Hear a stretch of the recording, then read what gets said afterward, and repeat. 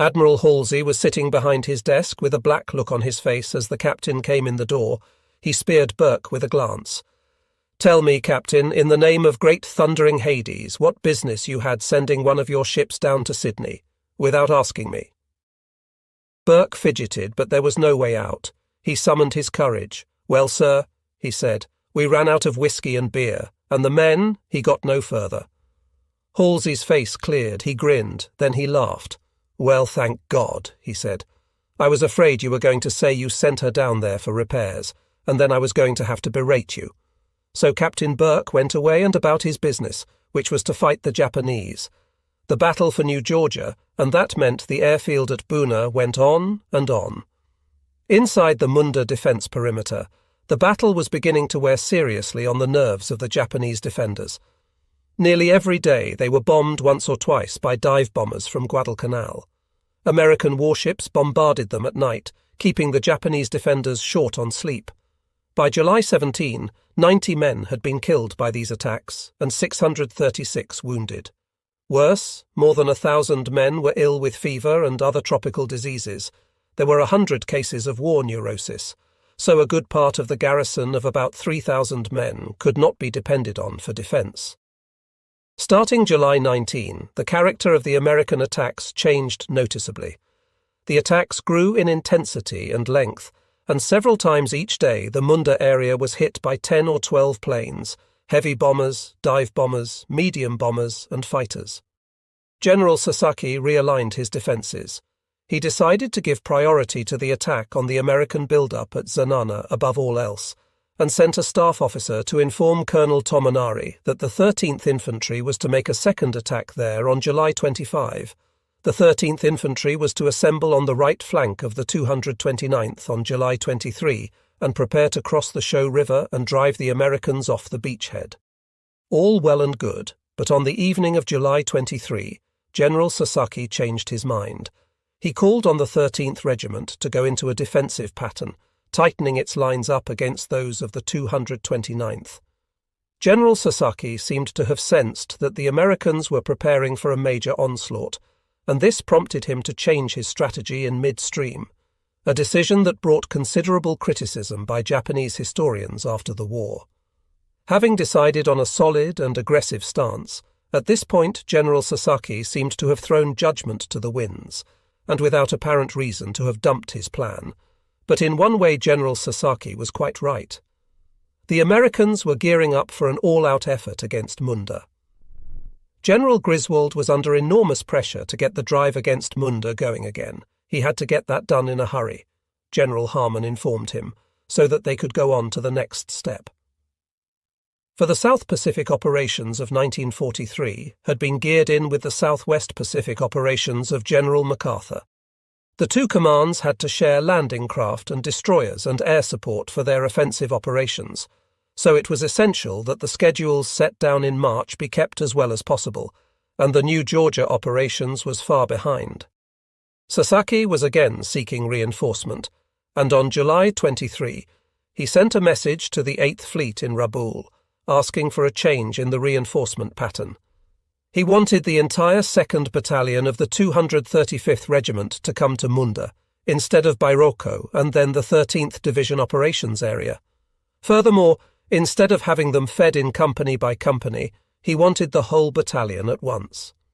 The message was sent and received, but the junior officer on duty in Rabaul that night was not paying attention to business, and the message was never delivered to the command. So when the destroyers came down that next day to deliver the troops to the south, they dropped off only the 235th 7th Company instead of a battalion. It was to make a considerable difference in the defence of Munda. Somehow, possibly because of the bombing and the never-ending tension, the euphoric feeling that had permeated the Japanese camp with the victory, even if not followed up, of the first Tomonari drive against Zanana suddenly switched to a deep gloom. General Sasaki could see nothing but deterioration in his battle situation. His troops could scarcely move within their own perimeter because of the attacks, and it was becoming ever more difficult to use the No. 1 trail which brought in troops and supplies. As for actual casualties, they were not too high. By July 23, the 229th had 104 dead, 135 wounded, and 14 missing. The 13th Regiment reported 153 dead, 140 wounded, and 3 missing, and the 22nd Field Artillery and the Bairoko Base Unit reported another 50 dead, 83 wounded, and 4 missing. Those figures, of course, did not show the sick or the dispirited. Meanwhile, in the other camp, that successful attack of Colonel Tomonari's 13th Regiment against the Americans on the beachhead had brought an immediate call for help, and the response had been the dispatch in a hurry of part of the 148th United States Infantry to Zanana. Their orders had been to move up and open the Munda Trail to get the 169th Regiment out of its pickle. On July 18, 19 and 20, the Americans had tried to move up with ever-increasing forces, but they have been ambushed and driven back each time by the troops of the Japanese 229th Regiment, whose long occupation of this territory had produced deep fortifications, pillboxes, interconnecting trenches, and interlocking fields of fire. It had taken 3 new American battalions to finally force a lane through the Japanese, so that the 169th Regimental Combat Team could be withdrawn. General Sasaki's offensive of July 25 did not get going, but General Griswold's did. Early that morning, Captain Burke's destroyers came whooping up to the shore off Lambetti Plantation, the Japanese staging area, and plastered the landscape with 5-inch explosives. They fired 4,000 rounds. Then Admiral Mitcher laid on a bombing raid that covered the shoreline between the American positions and Munda. All this while, the Army artillery fired patterns of 105 and 155 mm high explosives into the area. One would think that all this gunpowder would wipe out anything that lived. But as the Americans were to learn so much more decisively that fall at Tarawa, the Japanese defense constructors knew what they were about, and many pillboxes that had received direct hits still stood. The Japanese had the neat trick of moving up close to the American lines to escape the bombardment, but in this case moving into the jungle was enough. When the bombardments were over, the Japanese returned to their defense positions, and when the American infantry and the tanks tried to move ahead, they found themselves under intense fire and had to give up for the day. Nonetheless, the enormous quantity, by Japanese standards, of shells and bombs that the Americans were able to expend did take their toll. The next morning, the United States troops moved back, and the artillery plastered the no-man's land thoroughly. This unexpected action caught the Japanese by surprise, and they suffered many casualties in the bombardment. Then tanks and shock troops with bazookas, flamethrowers, 75mm pack howitzers, 37mm anti-tank guns, machine guns, grenades and rifles went after the pillboxes. It was rough work, but at the end of this day the Americans had destroyed 75 pillboxes. At least they thought they had. That night the Japanese infiltrated through the Americans' lines and reoccupied many of the pillboxes. So the next day much of the demolition work had to be done over again. The terrain between Zanana Beach and the Munda defense zone is hill and jungle, with the flatter coastal plain covered by palm plantation. Each of the hills had to be scaled, and each, the Americans discovered, was a Japanese defensive position, set up to withstand just such attack. A good example was the hill the Japanese called Three-Corner Hill. The single company that had arrived from the 230th Infantry in the comedy of errors about transportation was immediately sent by Colonel Hirada of the 229th on July 25 to take over Three-Corner Hill. The company started out in the middle of an American artillery barrage, not having gotten the word that it was about to begin, but managed somehow to make it to the position, and there the troops settled in. They held off the enemy on July 25. On July 26, the Marines brought up 6 light tanks, and they attacked Three-Corner Hill. The Japanese drove them off, and soldiers rushed out with grenades and satchel charges, trying to knock the treads off the tanks. If a tanker stuck his head up, it was liable to be blown off by a blast of automatic small arms fire, or he might fall back with a neat round hole from a sniper's bullet in his head. The ground had to be gained, foot by foot, and the casualties on both sides were not negligible. 2 tanks were disabled, and the others grunted down the hill to reorganize. They started up the hill again, with a much larger force, moving along the south side of the hill. It soon became evident that that particular position could not hold out much longer, so the Japanese retreated. Where the 169th and the 172nd had failed, the fresh and better-trained 148th Regiment gained ground slowly, supported by the marine armour. The assault along the coastline was the hardest. The troops that had relieved the 169th to open the Munda Trail were in the position of flanking the Japanese defences, and their way was easier. The Munda defence was built around the 9 hills that protected the airstrip. The closest of these, towering above the field, was Bibelow Hill, which commanded the airfield and the coastline. On July 27, the 148th's advance units were within a half-mile of Bibelow Hill. The Japanese called it Diamond Hill. But there the Japanese dug in and began a stubborn battle. By day the Americans passed over hidden pillboxes, and by night the Japanese came out of the pillboxes and fought their way to their own lines. They always left one man behind when abandoning a position, and he might cause a dozen casualties and hold up a unit for half a day until he was routed out like a mole. This was a new sort of fighting for the Americans, and it took some getting used to. It was unlike anything that had occurred on Guadalcanal. The Marines would get all the public credit for facing this sort of defence in the drive across the Central Pacific.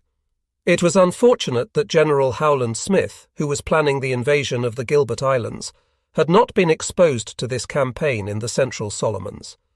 He was aware of the Japanese last-ditch stand on Attu Island in the Aleutians in May, but this Solomons campaign was in its way even more desperate, and certainly much more effective from the Japanese point of view.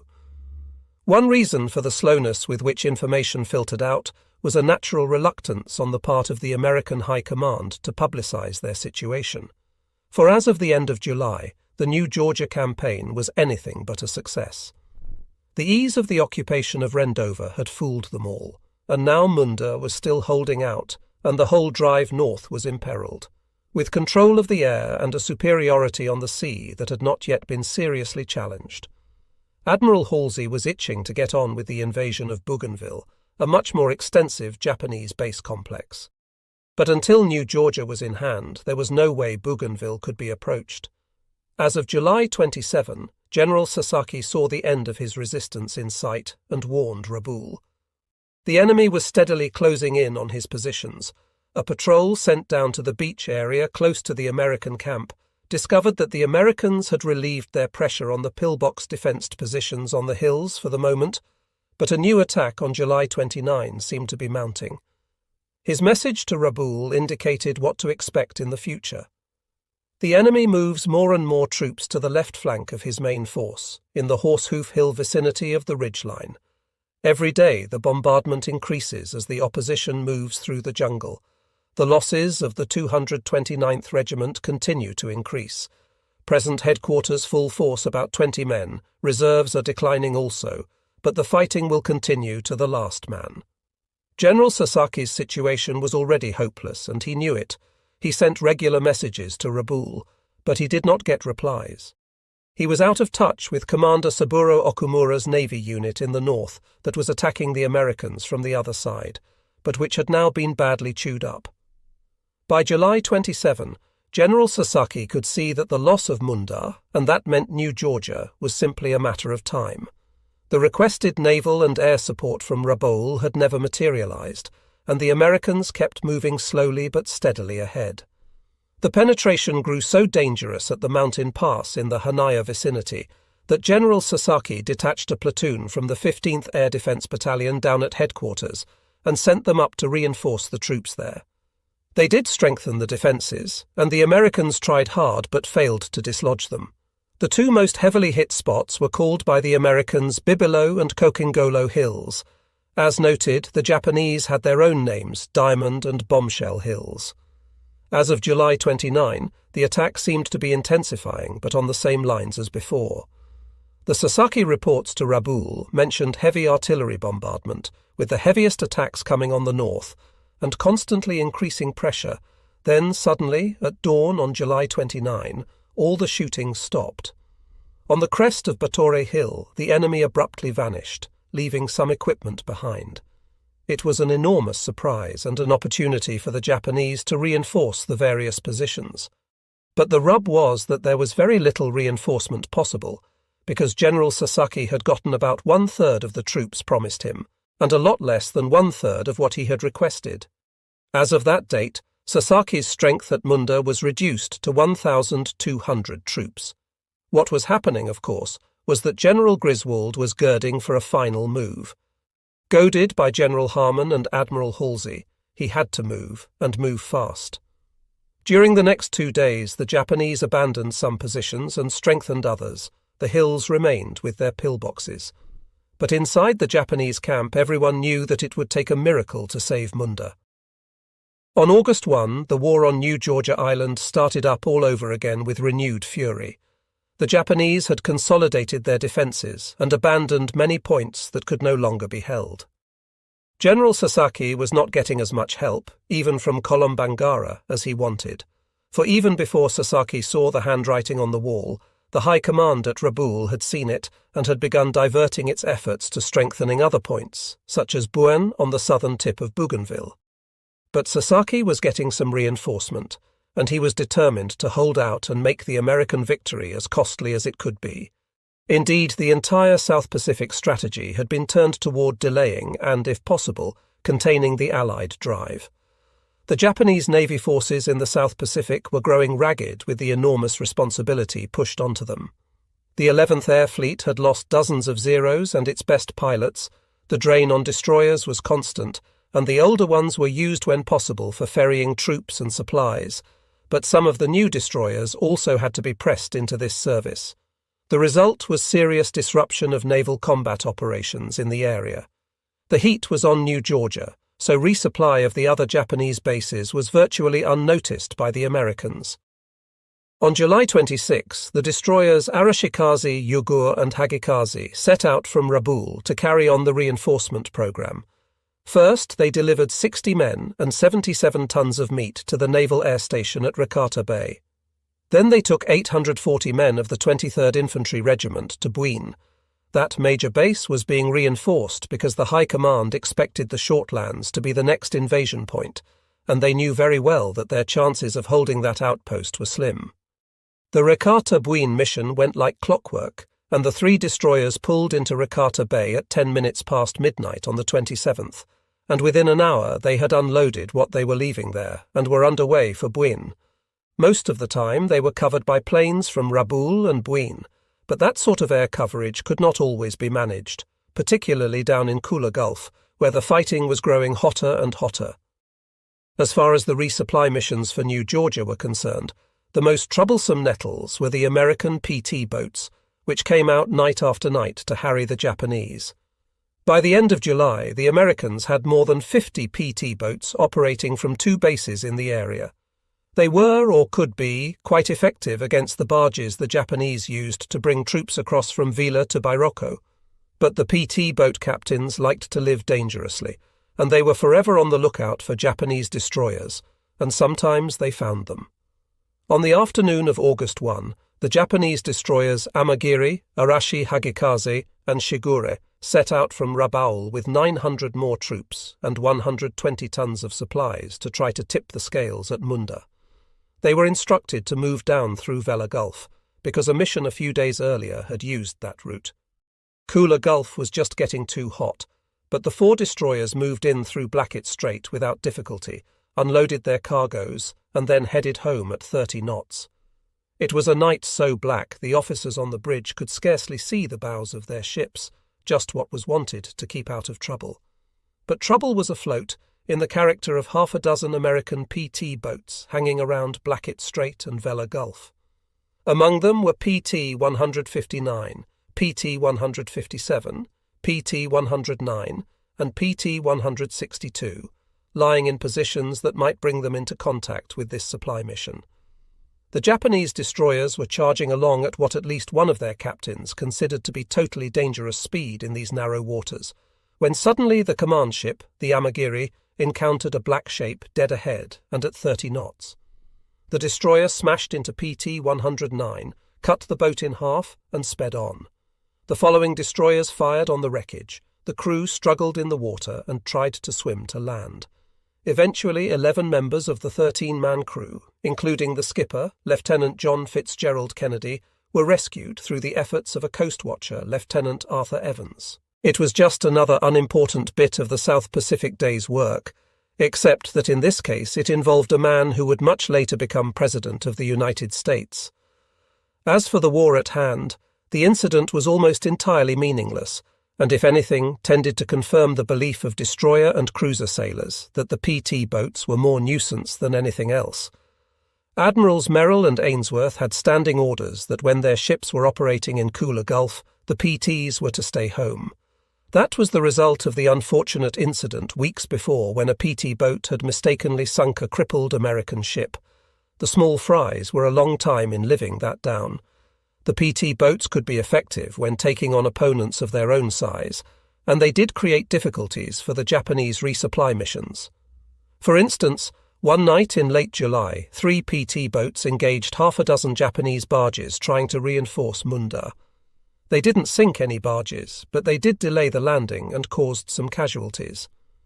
On July 29, during the respite in the fighting on New Georgia Island, Major General John R. Hodge replaced General Hester as commander of the 43rd Division, a post Hester had held as well as that of invasion troop commander. Thereafter, the Americans began to move much more smartly, but even with better morale, leadership, and increased number of troops, the going was tough. An advance of 1,200 yards in a day was excellent, for the Japanese contested every foot of land. Around Munda, one by one, the strong points fell to the advancing American troops. On August 2, the United States 43rd Division pushed across Lambetti Plantation and reached the east end of the airfield. General Griswold advised Colonel Liversedge's force at Enogai that he had broken the Japanese hold on Munda and that many of the troops from the defense perimeter were now fleeing north. He asked that Liversedge cut them off. Liversedge was not in camp at the moment. He had gone back south for conferences, but he was in touch with the battalion commanders by radio, and that night sent the troops of the 148th Regiment back to the roadblock. The increase in Japanese activity was notable as the Munda troops began filtering north. It meant more alerts and more sudden skirmishes, which usually ended up with a handful of United States casualties, a number of dead Japanese, and some prisoners. During and after the war, a myth persisted that no Japanese ever gave up, wounded or not. But the fact was that American intelligence officers counted about 700 Japanese prisoners of war during this campaign, most of them wounded so severely they were captured without knowing it, and so were in more or less constant contact with Japanese prisoners, who were a primary source of information. On August 4, the troops of the United States 37th Infantry Division broke through the Pillbox line about 600 yards north of the airfield.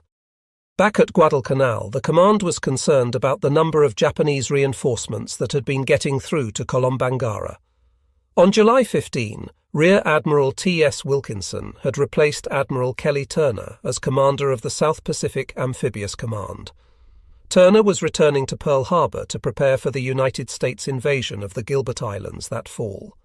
Admiral Wilkinson decided the best antidote to the Japanese movements would be a destroyer sweep of the area around Kolombangara. He called on Commander Frederick Moosbrugger, the commander of Destroyer Division 12, to make just such a sweep that night. Actually, Admiral Halsey was looking forward to the next move after New Georgia and at Pearl Harbor. Admiral Nimitz had suggested that the prospects of working the American way up the chain of the Solomons were most uninviting. If every island cost as much in terms of time and resources as had New Georgia already, then they would be forever getting to Rabaul. So he wanted Halsey to bypass Kolombangara, the main Japanese base, and land next at Vella Lavella to the north. Vella Lavella offered an airstrip and landing facilities. Once Kolombangara was bypassed, the Japanese would have no reason to keep moving men and supplies down that far, and Halsey could anticipate that the Kolombangara garrison would be left to wither. So it was partially in preparation for the forthcoming new invasion, and partially to stop the movement of troops and supplies between Kolombangara and New Georgia, that this naval operation was conceived. On August 5, the fighting on New Georgia was all over, as far as organized opposition was concerned, General Sasaki evacuated as many troops as he could by way of the trail and by Roko. The troops in the last two hill positions were surrounded and could not be gotten out, so they were told to fight to the death and left behind. Their rear-guard action allowed many more Japanese to get away than otherwise might have made it, and virtually all the survivors as of the first days of August got out. At 1:40 on the afternoon of August 5, the Liversedge force was told by General Griswold to stick tight where they were and not try to move south along the trails. The general wanted them to be prepared to stop as many of the escaping Japanese as possible, and all the Japanese who could escape were doing so. The days of self-terminatory stands were still to come in this war, except, of course, when a Japanese unit was cut off, in which case the national military tradition held for death rather than the dishonour of surrender. On August 6, the Americans began counting the Japanese bodies and announced that they had killed 2,000 enemy troops in the siege of Munda. American losses in the ground fighting were put at 1,150. The Japanese continued to hold Bairoko and through that port to evacuate their troops, about 1,300 in all, including General Sasaki. Within a matter of hours after the capture of the Munda airfield, Seabees and Army engineers were moving into the island to begin the reconstruction of the field, so that it could be used by Admiral Halsey-S forces in the drive up the Central Solomons. The Japanese Navy continued to make efforts to resupply Kolombangara Island, in the belief that it would be the next target of the Americans. On August 4, just such a mission was planned for 4 destroyers, and before dawn on August 6, the Hagikaze, Arashi, Kawakaze and Shigure set out from Rabaul for Vella, carrying more than 1,000 troops and 50 tons of supplies for Kolombangara.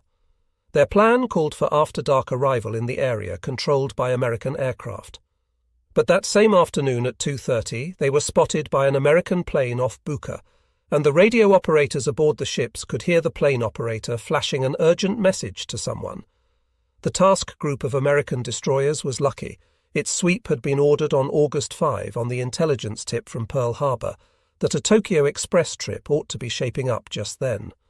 And Commander Moosbrugger on the morning of August 6 had met with Commander Roger W. Simpson of Destroyer Division 15, who would be along on this mission. They planned a 2-pronged attack on whatever Japanese force they encountered. Commander Moosbrugger would lead the mission with his Dunlap, Craven and Maury, and Commander Simpson would be responsible for the Lang, Sterret and Stack. Moosbrugger would attack first if the vessels they met were destroyers, because his destroyers were up to strength on torpedoes. Simpson's ships were short on torpedoes, because they had been fitted out for operations against the Japanese barges, and carried a number of 40mm guns, in addition to their 5-inch guns and 20mm guns. If they encountered a barge flotilla, the Simpson group would attack first. At 11:30 on the morning of August 6, the American destroyers were on their way from Tulagi up the slot. In late afternoon, they had the search planes report of a Japanese fast fleet heading south, and knowing how the Japanese operated, Commander Simpson estimated that the Japanese would be in Vella Gulf by midnight. He and Moosbrugger made plans to meet them there, thus forewarned, and with their radar, the Americans already had an enormous advantage. At 7 p.m. Tokyo time, the Japanese entered Bougainville Strait and speeded up to 30 knots for the fast run through those dangerous waters to reach their objective. Not quite 2.5 hours later, they were northeast of Lavella Island. Then Kolombangara came up on the starboard bow. The Americans were coming up fast from the south.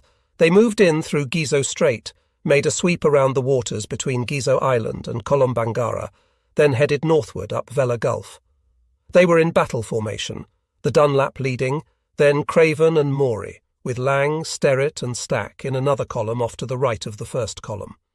It was about 11:30 p.m., United States Forces time, when the Dunlap's radar operator first reported blips on his screen, 4 in a column. This time the Americans had all the advantages.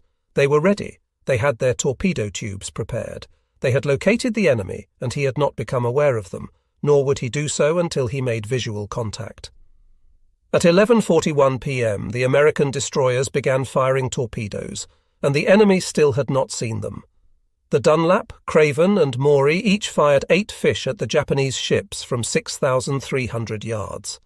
They had disconnected the magnetic exploders of the torpedoes, and by this point in the war, the magnetic exploders on American torpedoes had become suspect because of malfunctioning. In the submarine force, the discussion led to hot argument, but not in the surface force. The torpedo officers of these destroyers had disconnected the magnetic exploders without making an issue of it. As the Japanese vessels neared their destination, they were looking for trouble, but in the form of PT boats, not enemy destroyers. In their encounters with the United States fleet, they had nearly always bested the American destroyers, and the Japanese did not believe United States destroyer men knew much about torpedo fighting. Finally, the Japanese did see the shapes of ships and moved swiftly to attack with their own torpedoes, but it was much, much too late. The American destroyers had already fired torpedoes and turned. The captain of the Hagikaze saw something and ordered the helm turned hard a port, but before the destroyer could respond, 2 torpedoes smashed into her. The Arashi caught the next pair, and at least 1 torpedo hit the Kawakaze in the vitals, causing her forward magazine to explode. The Shigure alone was saved by the irony of the fact that she was the oldest and wheeziest of the destroyers, and had been unable to keep up with the modern ships on their dash down the Gulf. She had fallen half a mile behind the others, and when the lookouts reported that torpedoes were coming in, Captain Tamichi Hara was able to turn in time and save his ship, and the American torpedoes slipped by his sides and went on harmlessly. All but one, the turn seemed to take forever, and in the middle of it, Hara would have sworn that he had not made it in time, that his ship was hit. There was no explosion, just a dull thud, and then the rudder seemed to begin acting up. Hara was puzzled, and then he forgot the incident, but he did not forget that the destroyer was badly in need of dry dock attention. Weeks later, when the Shigure went into dry dock, the workmen discovered a neat round hole through the rudder, which accounted for the destroyer's sluggish action after that night of August 6. The other Japanese ships that night did not fare nearly so well, and in the darkness no one was quite sure what had happened.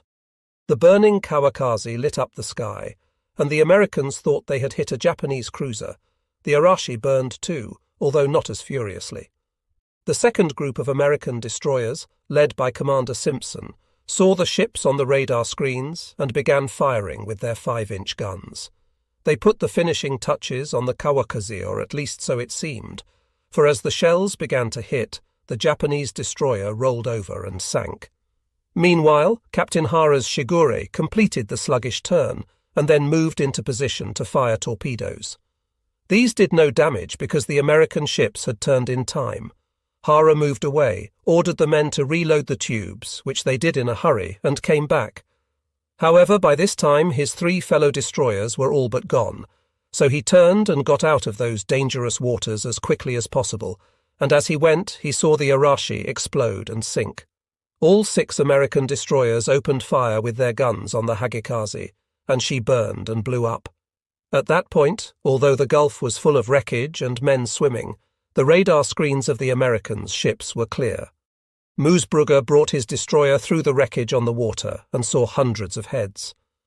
For once there was no danger, and he attempted rescue, at least for intelligence purposes. But the Japanese swimming in the sea refused to approach the American destroyers as they inched through the water. Of the 700 destroyer crewmen aboard the 3 ships and the 800 troops, only 310 men were listed officially as surviving. These men had somehow found their way to shore and had been rescued by Japanese troops from Kolombangara. On the way home, the Shigure's captain announced the disaster to Rabaul and called for rescue of the men, but it never came. Some made it to the islands around the Gulf, but no one would ever know how many beyond those rescued by the Japanese, or how long they were able to survive. During the next few weeks, the coast watchers reported that Solomon Islanders ambushed and killed many unarmed and ragged Japanese, and brought in others as prisoners of war. Captain Hara returned to Rabaul and unloaded the 250 troops aboard the Shigure and the supplies. He went ashore with details of the dreadful story of the worst single defeat the Japanese had suffered at sea since Midway. It was clear-cut and frightening. For the first time, the Americans had shown themselves masters of the torpedo attack, which seemed almost unbelievable to a Japanese destroyer fleet that had become exceedingly arrogant because of success. Just now that arrogance was beginning to disappear in what would be a stream of news reports of one Japanese defeat after another, the American air attack in March on the Leh convoy in the Bismarck Sea had shown what could happen to Japanese vessels deprived of air superiority. But this latest American victory had come at night in restricted waters, and air power had played no role except, as it had functioned for the Japanese earlier, as a weapon of intelligence. The Japanese had not fired an effective shot. The physical superiority of the American Navy was beginning to show in this victory of radar. The most serious injury suffered by any American in the action was to a gunloader on the destroyer Lang, whose hand had been crushed by accident. Ever since the early string of Japanese victories at sea had ended, the Japanese had been telling themselves that the American mechanical advantages could be overcome by fighting spirit. After the night battle of Vella Gulf, although Captain Hara at first claimed to have sunk an American cruiser with his own torpedoes, there were many in the Imperial Navy whose confidence was never again restored. The success of this particular mission gave the Americans a new confidence in their destroyers, and they came out again 3 nights later. Admiral Wilkinson supposed that the Japanese would again be ready to try a reinforcement mission to Kolombangara, based on the pattern of the recent past. But the High Command at Rabaul had decided that the cost of these forays had grown too high, and never again would they send destroyers into those waters to reinforce the army. The American destroyers did encounter a number of Japanese barges, still moving troops out of New Georgia to the safety of Kolombangara. The destroyers were too big and too unwieldy to do much damage, and in an encounter with 3 barges, 3 destroyers managed to sink only 1. The others ran circles around them and escaped. After Munda had been captured and New Georgia was declared to be in American hands, there was plenty for the United States foot soldiers to do. Hundreds of Japanese still remained on the island and on the smaller islands that were a part of its orbit, and they had to be driven out or killed. The American air forces hit Bairoko every day. Colonel Liversedge's men poked around the perimeter, killing a few Japanese on each patrol. The Japanese, in turn, continued to bomb Enogai and other American positions in the north. On August 8, troops of the United States 25th Division made their way up the Munda-Bairoko Trail to meet the Liversedge force at the roadblock. Theoretically, the Japanese were sealed off in the jungle, but actually they were using subsidiary trails to get away even yet. The Japanese maintained control of Bairoko until August 18, when a combined force of army and marine troops made the final assault. The battle for Bairoko lasted until August 24, when the marines and army troops enveloped the port and overwhelmed it. General Sasaki had left for Vella on one of the last barges, and Kolombangara now became the centre of resistance in the area. Many Japanese, however, were in the jungle, operating as guerrillas. Some troops remained on smaller islands of the New Georgia complex, and they had to be routed out by foot soldiers. It was always tough going, and the casualties were high on the American side. On the Japanese side, the casualties were higher, for the spirit of Bushido did drive most Japanese to prefer death to capture, and they had been so prompted by their superiors. What is called the New Georgia campaign did not finally end until the middle of September 1943. There were too many holdout spots, too many little enclaves, such as those on Arundel Island, where the Japanese could control the entrance to Kula Gulf through heavy artillery. They had to be routed out. American intelligence in August estimated that there were only 200 Japanese on that island, but as the New Georgia campaign ended, General Sasaki sent more of them down to Arundel, and the 172nd Infantry was assigned the task of clearing Arundel, but they could not do it. After more than 2 weeks, which ended in a Japanese counterattack that caused many casualties. General Griswold sent in more troops and tanks. It took them until September 20 to push the Japanese off Arundel Island. As far as the Americans were concerned, the casualties had been heavy, and the 172nd Infantry's combat force of 1,000 men had suffered more than 775 casualties. The Japanese had lost several thousand men, probably closer to the 3,000 figure that the Japanese army history indicates than to the 12,000 that one Japanese naval historian claimed. About 8,000 Japanese were involved in New Georgia, as compared to 30,000 Americans. Actually, although at the time Admiral Halsey was impatient about the length of time the New Georgia operation took, it turned out to be more or less average for assaults on the Japanese islands up the chain toward Tokyo. This was the first offensive operation since Guadalcanal. There was no book to go by. What New Georgia showed, even more than Guadalcanal, was that to defeat the Japanese, the Allies would have to write new pages in the textbooks of island warfare. In the writing, the campaign for New Georgia and Munda Air Base can be concluded neatly. It was not that way in the action.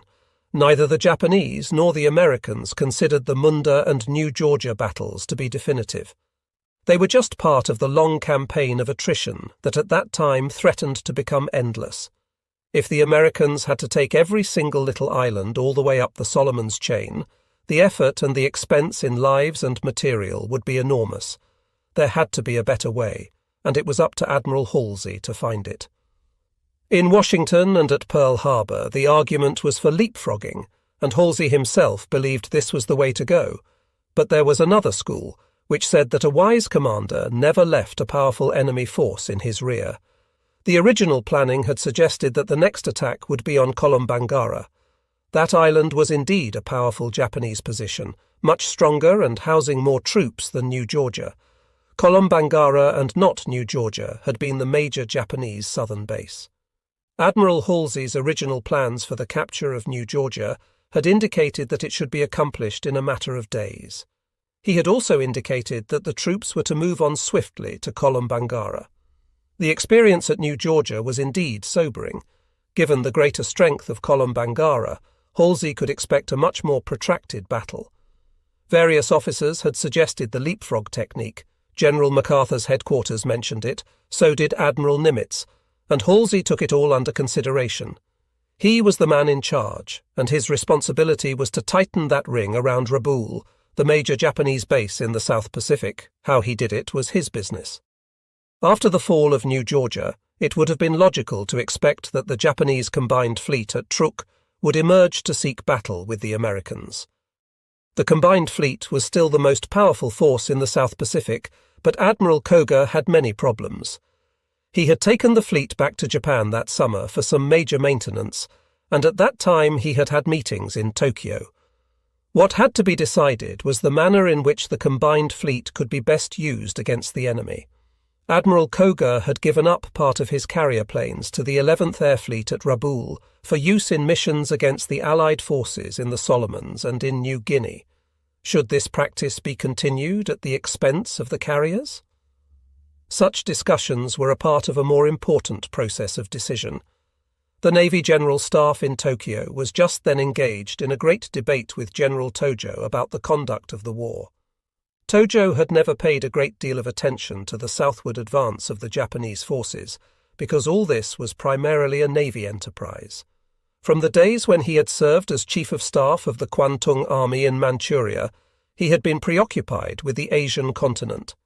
With the fall of New Georgia, Prime Minister Tojo began talking about withdrawal to a perimeter running from the Marianas to Truk to Wewak, and forgetting the Solomons altogether.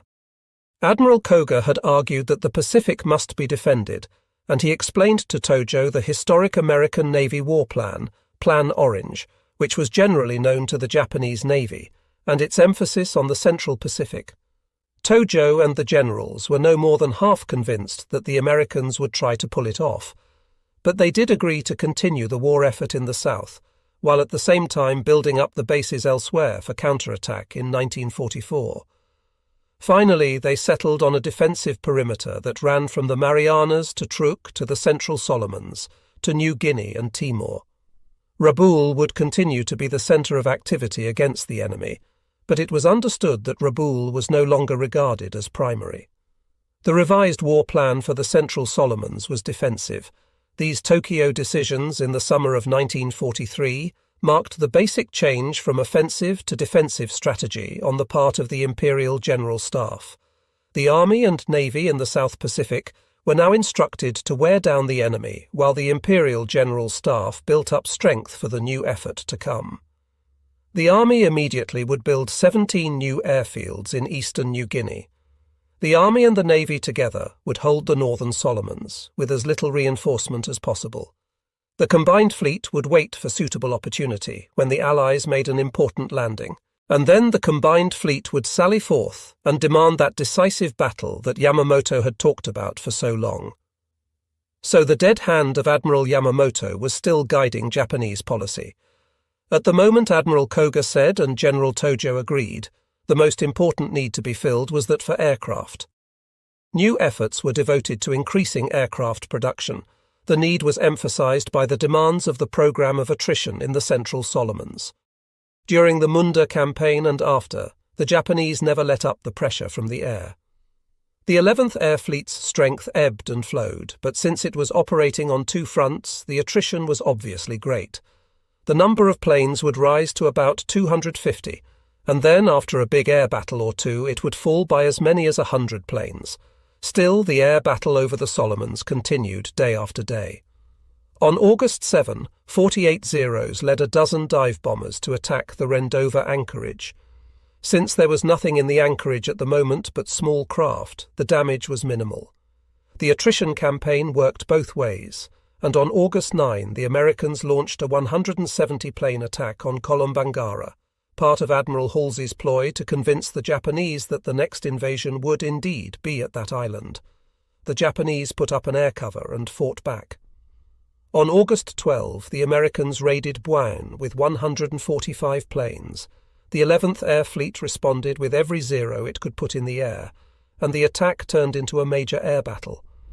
The problem with such air battles was still the paucity of accurate reporting of the results, and in this the Japanese were far more prone to exaggeration than the Americans. On this date they claimed to have shot down 33 American planes, while losing only one of their own. The real problem with such reporting was that it gulled higher authority into believing that the air war was going much better for the Japanese than the pilots knew it was. The Japanese were becoming the victims of their military system, which demanded victory at all costs. With that sort of pressure, Army, Navy and Airmen all stretched the truth remorselessly, and the result was a growingly distorted picture of the war at Rabaul, at Truk and in Tokyo. Admiral Koga and the combined fleet had returned to Truk early in August, so the decisive battle could come at any time. Only one element was missing at the moment: enough major American ships to make the risk worthwhile. In the landing to come in a few days, Koga was going to be disappointed, for the force assembling in the waters of Tulagi and Guadalcanal consisted largely of troop-carrying destroyers, but these days there were almost always a few big transports in Lunga roads. Japanese scout planes had been watching a build-up, and on August 12 they announced that it was reaching a peak. So the next day the 11th Air Fleet set up a raid of half a dozen torpedo bombers out of Buin.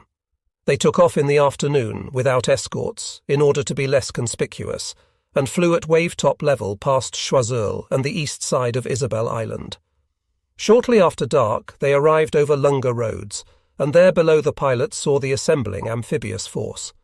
The torpedo planes sped in low, dropped their torpedoes, and sped away before the air raid alert system had time to react. If there was one failure of ground-to-air radar in 1943, it was the inability to pick up low-flying planes. The imaginative Japanese pilots claimed to have torpedoed 3 American ships, but American records showed only that the supply ship John Penn was hit and sunk. The Japanese were still waiting for the invasion force to set out for Kolombangara, and the reinforcement of that island continued. General Sasaki was there, organizing his defenses, but after much consideration, Admiral Halsey had definitely decided to try the leapfrog technique. On that night of August 12, while the Japanese float planes were snooping on the American flotilla at anchor off Guadalcanal, Admiral Wilkinson sent 4 PT boats to Vella Lavella to check on the situation of that island. After the sinking of the American cruiser, a number of American sailors had swum to Vella Lavella and remained there for 10 days. The only people they saw were some of the 2,000 Solomon Islanders who lived there. The Japanese had never thought the island worth occupying, so it remained a sort of no man's land, where shipwrecked sailors of both sides ended up waiting for rescue. The PT boat force was attacked by the Japanese float planes that roved at night, but the Japanese did not realize that this group of PTs was anything out of the ordinary. Actually, it was a survey party, going ahead to set up beach markers at the most likely landing spots. One boat was hit and 4 men were wounded, but that was all. The party landed and did its work. From the natives, the Americans learned that there were a number of bands of Japanese on the island, survivors of various ships and soldiers who had been passengers. They were poorly armed, but numerous enough to cause some trouble. The advance party gave this information to headquarters, and the next day, August 14, the advance party was reinforced, while Admiral Wilkinson started his slow-moving tank landing ships for the island. So geared were the Japanese to watching for activity at Kolombangara that they missed the American invasion fleet, although it sailed steadily on during the daylight hours. The landings were directly under the command of Admiral Wilkinson, who came up riding in the destroyer Coney. When the landing force was ashore and the beachhead secured, then Brigadier General Robert McClure would take command of the occupation force. As the troops were prepared to land, they were told that the Japanese had command posts at several spots on the island, but that it was really only used as a staging point for barges coming down the slot. General McClure estimated the number of enemy troops ashore at about 100, but indicated there might be as many as 250 Japanese there. Considering the fact that he was landing with 4,600 troops, the number of the enemy did not seem to be much of a problem, and the landings began shortly after 6 o'clock in the morning. There was some difficulty involving the shallow lagoon and coral reef, but with the aid of bulldozers to scrape up coral, the landing craft were brought in, and their men and equipment gotten ashore in good order. The Americans worried about a counterstrike from the air or the sea, but they need not have. Not until early on the morning of August 15 was the alert given to Rabaul, and by that time the destroyer transports were landing their troops at Vella Lavella's Barracoma Beach under a heavy fighter cover. The Japanese were stunned. Their whole new strategy was built on the concept of delaying action, and Kolombangara was ready. It had not occurred to General Imamura or Admiral Kusaka that the Americans might go around end. The American destroyer wave of landings was completed before 7 o'clock in the morning, and the first Japanese planes did not arrive until nearly an hour later. When they came, however, it was apparent that the Japanese had pulled the plug to put out every available aircraft that day. Before the day was out, they sent 140 Zeros, 36 dive bombers, 23 Betty bombers, and 20 seaplanes to hit the landing forces. The first wave consisted of 6 dive bombers under Zero escort.